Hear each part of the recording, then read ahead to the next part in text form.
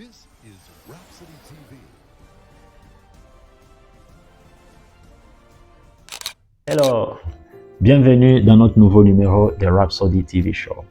Aujourd'hui, nous avons encore un autre thème, une nouvelle vie pour la nouvelle création, tiré de Colossiens chapitre 3, versets 9 à 10. La Bible dit ceci: « Ne mentez pas les uns les autres, vous étant dépouillés du vieil homme et de ses œuvres, et ayant revêtu l'homme nouveau qui se renouvelle dans la connaissance selon l'image de celui qui l'a créé. » Les commentaires du pasteur dit ceci: « Lorsque vous étiez nés dans ce monde, vous avez reçu la vie humaine de vos parents. C'est la vie que vous avez vécue jusqu'à ce que vous naissiez de nouveau et que vous receviez une autre vie. La vie est la nature de Dieu. Cela signifie-t-il donc que vous avez deux vies en vous, une vie humaine et une vie divine? Absolument pas. Étant chrétien, vous n'avez qu'une seule vie. C'est la vie de Dieu. La vie humaine a cessé d'exister parce qu'elle a été remplacée par cette vie et cette nature de Dieu. Vous n'avez pas reçu une vie supplémentaire.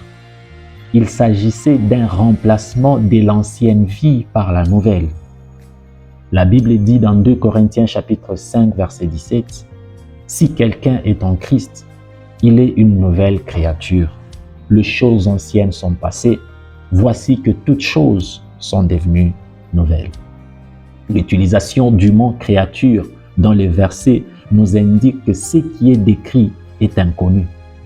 C'est quelque chose de nouveau et d'étrange que le monde ne peut reconnaître parce qu'il ne l'a jamais vu auparavant. C'est comme ce que la Bible dit dans 1 Jean chapitre 3 verset 1. « Voyez quel amour le Père nous a témoigné pour que nous soyons appelés enfants de Dieu. Et nous le sommes. » Oh, quelle affirmation!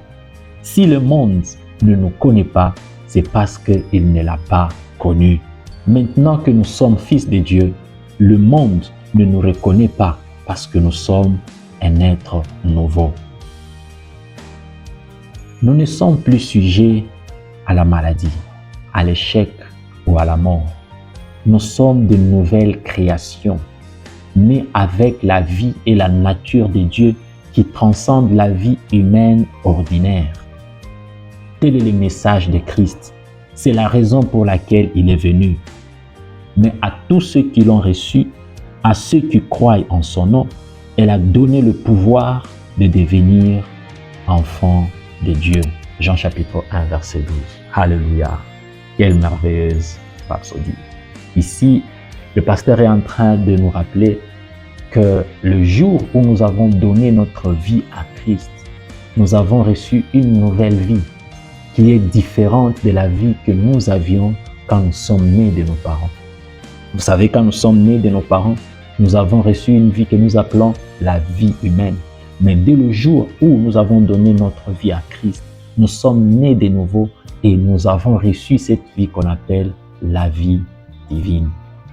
La Bible est en train de nous dire, tel il est, tel nous sommes sur cette terre. Comment est Christ aujourd'hui? Christ est divin. Ainsi, nous aussi, nous sommes divins. Aujourd'hui, nous ne devons plus commencer à penser que nous avons une vie charnelle, une vie humaine en nous. Dès le moment où nous avons reçu Christ dans notre vie, cette vie a cessé. Cette vie a été remplacée par la vie de Dieu. C'est ainsi que l'homme de Dieu est en train de nous rappeler que la vie que nous avons reçue, c'est une vie qui est étrangère à la maladie. C'est une vie qui est étrangère à l'échec.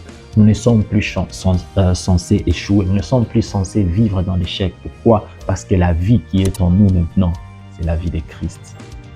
Waouh! Vous allez faire cette confession après moi. Vous allez dire que j'affirme que Jésus-Christ est le Seigneur de ma vie et que sa vie et sa nature, qui transcendent la vie humaine ordinaire, ont été transmises à mon esprit. Mon ancienne vie a été complètement supplantée par la nature divine, qui est supérieure à la maladie, à la défaite, et aux dépravations de l'homme naturel. Louons Dieu pour toujours.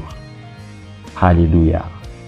Pour votre étude approfondie aujourd'hui, vous allez prendre 1 Jean chapitre 5, versets 11 à 13, 2 Corinthiens chapitre 5, verset 21 et Éphésiens chapitre 1, verset 4 à 6 dans la version amplifiée. Merci beaucoup d'avoir suivi The Rhapsody TV Show. Vous pouvez vous abonner à nos pages, vous pouvez nous suivre sur Facebook, YouTube, King's Chat et Yukos.